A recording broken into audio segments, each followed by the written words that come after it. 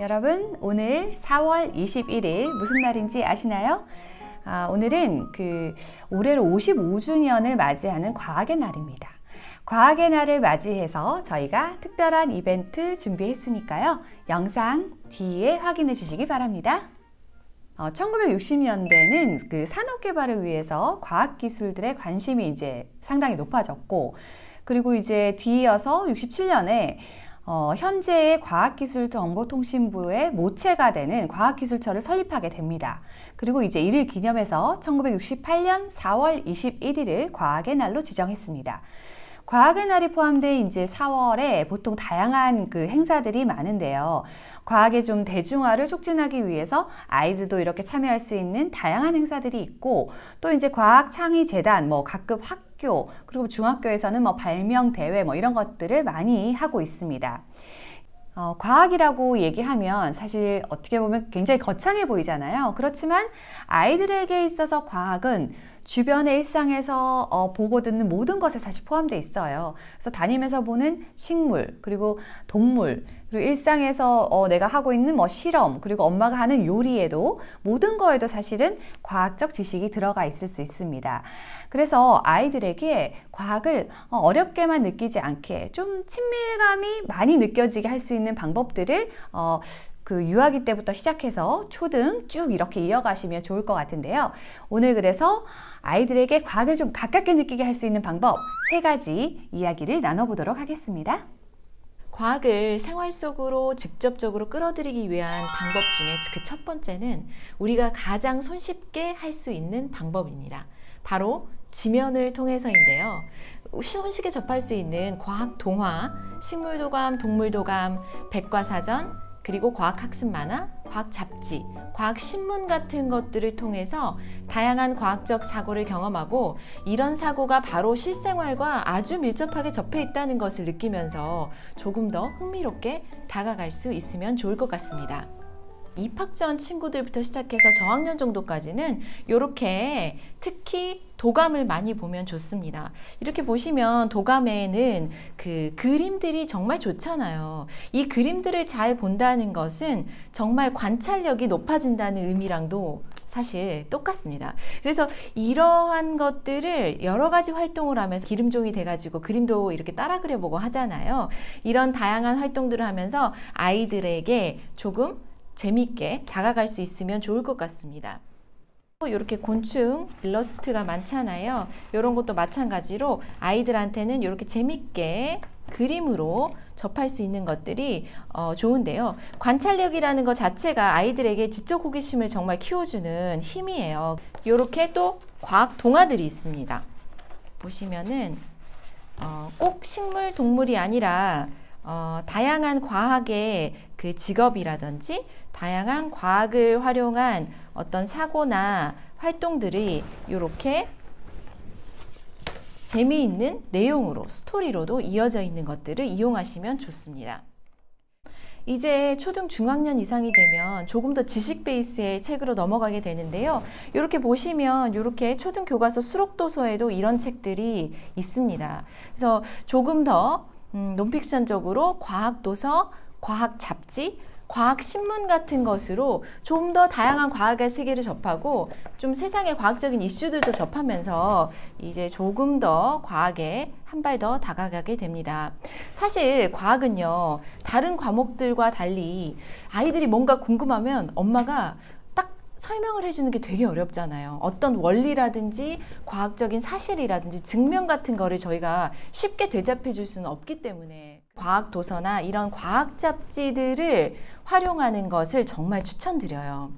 우리 주변에서 보이는 가까운 것들에 대한 과학적 사실이나 다양한 정보들을 이렇게 매달 책으로 접할 수가 있는데요. 한번 볼게요. 한 가지 내용을 보면은 이렇게 보시면 이거 초등 저학년부터 고학년까지 똥 엄청 좋아하잖아요, 아이들이. 이렇게 흥미를 가질 수 있는 똥에 대한 과학적 사실이 들어있는 내용인데요. 이 똥 오줌으로 전기를 만든다고 해요. 그걸로 버스도 달리게 해주고 아이들이라면 정말 깔깔깔깔 하면서 볼 수 있는 내용인데요. 정말 자연스럽게 과학을 그 생활 안에 스며들게 한다거나 할까요? 저도 처음 알았는데 이렇게 가축 분뇨로 플라스틱도 만든다길래 정말 깜짝 놀랐거든요.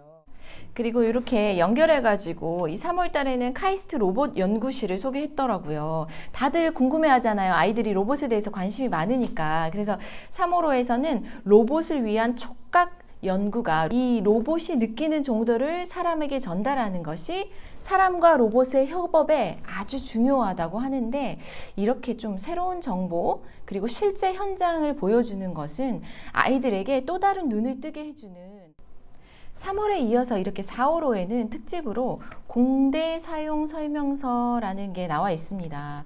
과학의 날 특집으로 공대 사용 설명서가 나와 있더라고요. 우리한테, 실제로 부모님들한테 더 관심을 가질 만한 현실적인 정보였는데요. 실제 대학에 저희가 이제 알만한 학과가 이제 전기, 화학, 건축, 산업공학 뭐 이런 거잖아요.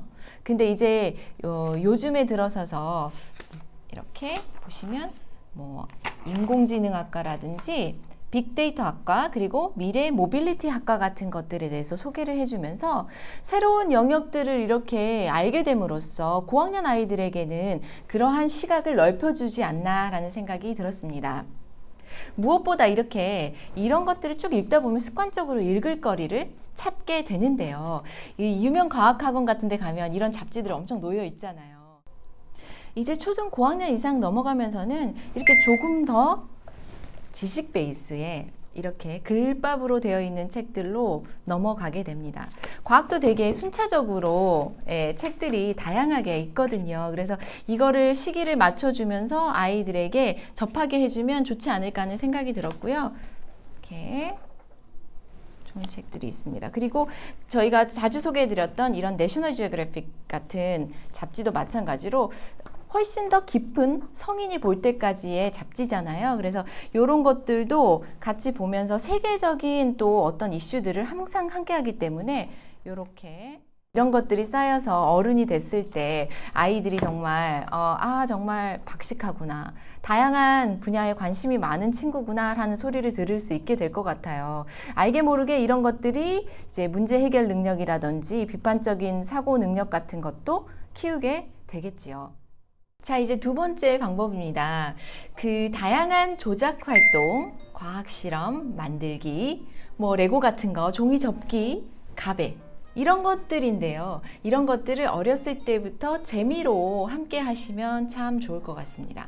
손으로 직접 만지고 조작하면서 스템적인 사고를 자연스럽게 익히고 실생활에 적용해 보는 것인데요.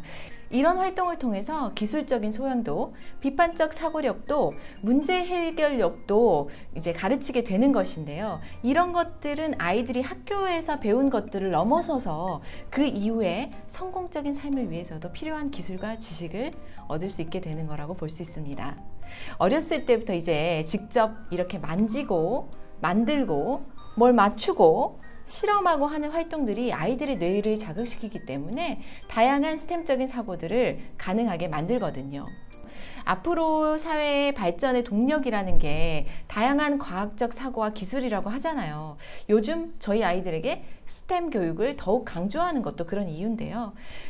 과학이 이제 국영수에 비해서 살짝 뒤처져질 수밖에 없는데, 어렸을 때부터 과학을 생활 안에서 접하고 과학에 흥미와 관심을 많이 가질 수 있게 가정에서 할 수 있는 것이 무엇일까라고 고민해보고 이제 이런 것들을 생각해 봤는데요. 마지막 한 가지는 다양한 현장 학습인데요. 저희 주변에 잘 찾아보면요, 과학관, 식물원, 동물원, 어린이 과학관, 박물관 등 다양한 현장 학습의 장들이 마련되어 있습니다. 특히 4월은 과학의 달로 전국의 국립과학관, 어린이 과학관 같은 곳에서 정말 많은 행사를 하더라고요. 이렇게 홈페이지만 살짝 들여다보셔도 다양한 관심에 맞춘 다양한 행사들을 찾을 수가 있습니다. 아이들과 함께 나들이 겸 재미로 교육 활동을 할 수 있는 곳은 진짜 이런 곳 아닐까 싶은데요. 사실 아이들이 고학년 되고 중학생 되면 이제 더 재밌는 게 많으니 더 이상 잘 안 찾게 되거든요. 그래서 어렸을 때 많이 같이 경험해 보면 좋겠다는 생각이 듭니다.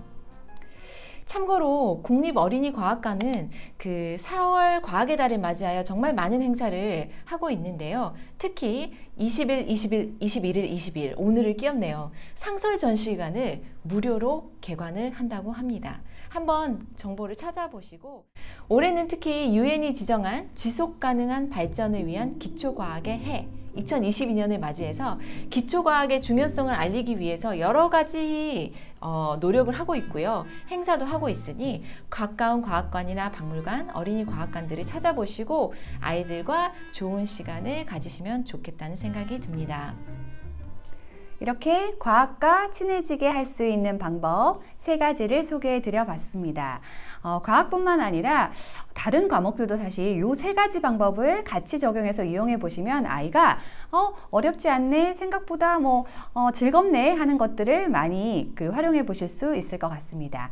55주년 과학의 날을 맞아 여러분께 말씀드린 이벤트 소개해 드리도록 하겠습니다. 사실 아이가 저희는 이제 초등학교 5학년 쌍둥이 친구가 이 과학소년 가지고 제가 주말에 한 번씩 읽어보면서 토론을 하거든요.